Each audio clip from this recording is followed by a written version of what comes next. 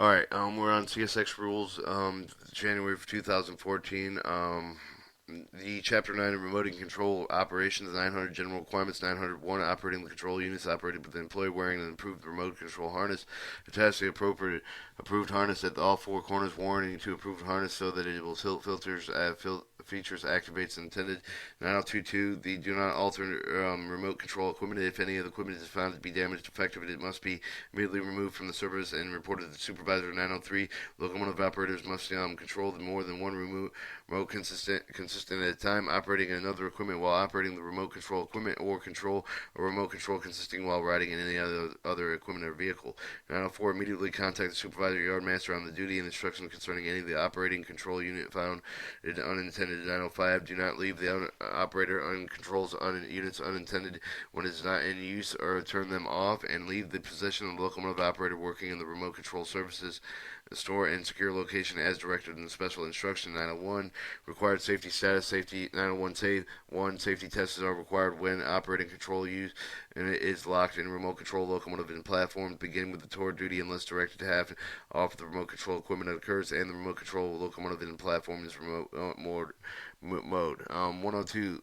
9012, before separating a safety test, each operator control the unit until the link of the remote control locomotive in the platform. 9013, before the following steps of the test, remote control equipment during the directed handoff, secure the remote control locomotive and platform with a handbrake, activate the status switch, and ring the bell. 9014, to perform a tilt test, conform the appropriated radios are on and set onto the proper channel. Inform the yardmaster control station that a tilt test will be performed. Ensure the operator control unit is being tested, properly attached to the harness, and the harness is properly worn. 4, test only one of the operator control until at time the tilting operator control one until more than 45 degrees. Confirm the steady alarm is sounded by the operator control unit. Confirm an emergency brake application is initiated with the remote control locomotive and the platform. Confirm the man down emergency radio message is broadcasted, and confirm that the yardmaster control station and that the man down emergency radio message was received. Repeat the test of each operator control unit linked to the remote control locomotive and platform. Inform the yardmaster and control station when the tilt test is completed. 9015, to perform a vigilancy reset test, select the forward or reverse, press the vigilancy reset test, select coast B, conform the vigilancy alarm sound after 50 seconds, conform a full safe service penalty application occurs after 60 seconds, and recover the full service penalty application, and repeat the test of each operator control unit linked to the remote control locomotive or platform. 9016, if the remote control equipment fails at a safety test, do not use the equipment in remote control service and report the failure to the proper authority. 9017, when required to perform an air brake or handbrake test, follow the procedures in the remote control operation instruction manual. 902, remote control zones. 902.1, special instructions have been identified. The remote control zones must include location zones, limits of zones, whether the remote control zone signals are used and how they must be displayed, requirements of any of the switch derails that must be locked, and 5, the method of making a highway rail and pedestrian crossing of the grade inaccessible if applicable. 9022, the remote control crews must 1, receive permission from the yardmaster control station to activate a remote control zone, and 2, notify the yardmaster control station when the zone has been activated. 9023, prior to the activation of remote control zone, the member of the crew that will utilize the zone must visualize and determine 1, the tracks are clear, no roadway protection, or the blue signal protection is active on the tracks, switches and derails are properly lined and locked. If and required, all highway, railway, pedestrian crossings are made accessible, and remote control zone signs are displayed if and used.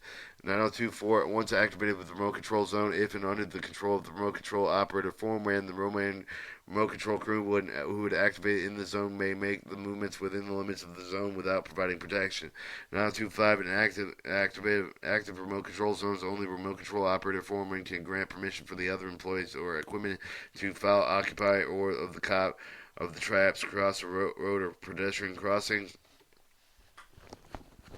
926, after the remote control operator foreman grants the permission for the movement of the entering the active remote control zone. All remote control movements must be protected until the zone is clear, and the employee who is granted the permission to report the clear of the zone, remote the control of the crew may resume utilizing the zone after the following.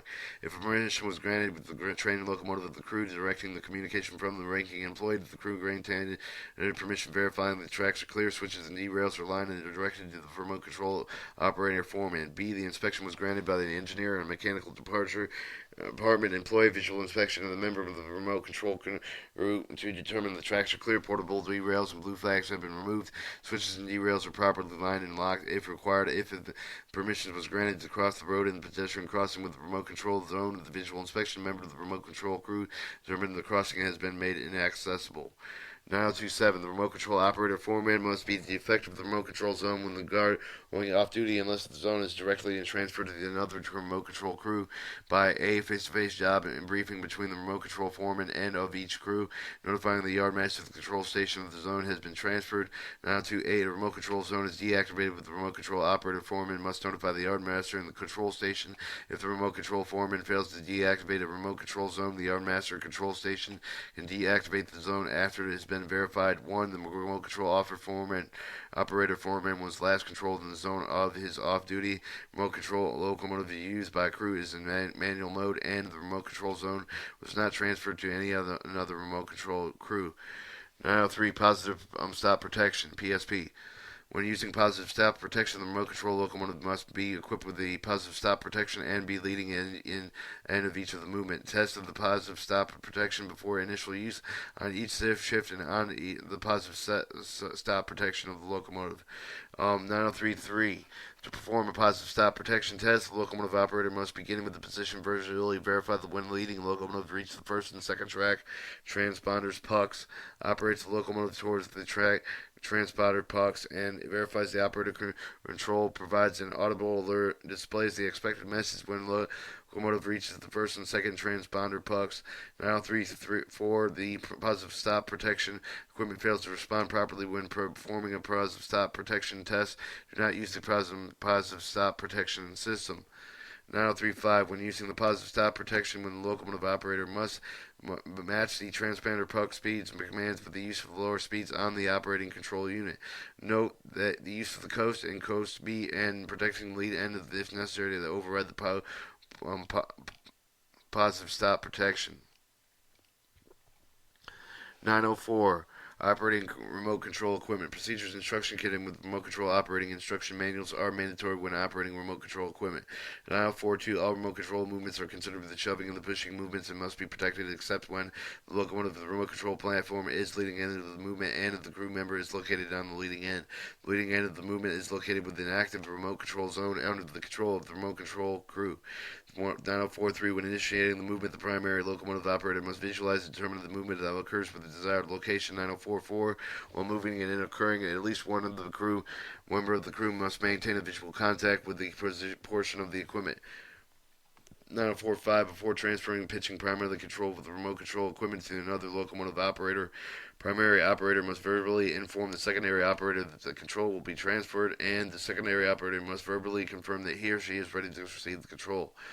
9046. Unless performing a direct handoff remote control equipment while given an off-duty remote control locomotives platforms must be one secured and placed in manual mode. 947. Remote control locomotive of the platform with or without the attached is not considered unintended if the mode at least one of the crew maintains visual contact with the equipment. Operator control units are powered on and properly warned with the person attending with the equipment. Chapter 10. Electronic devices and radio communication.